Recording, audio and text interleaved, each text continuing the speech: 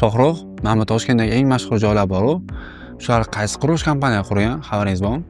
Bor. Aynan qaysi birini? Misol uchun mana bu Magic City bor-ku. Hop, Magic City, Toshkent City, Seoul Moon bilan barchasi Discover Invest qurilish kompaniyasi tomonidan qurilgan. Mana bu IT Park-chi. IT Park, Alpomish, Megaplanet bilan barchasi Gold Step Invest qurilish kompaniyasi tomonidan qurilgan. Mana bu Pyramid Tower-chi.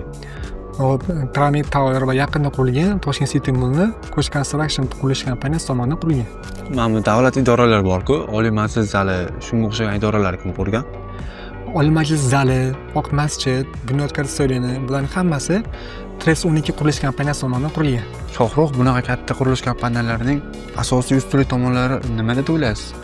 Ularning asosiy katta ustunligi qurilish jarayonlari tizimlashganligida. Shohrux, tizimlashtirish deyapsiz. Tizimlashtirish uchun qanaqa tavsiyalar berasiz? Tizimlashtirish bo'yicha sizga zo'r platformani tavsiya bera olaman. IQ platformasi.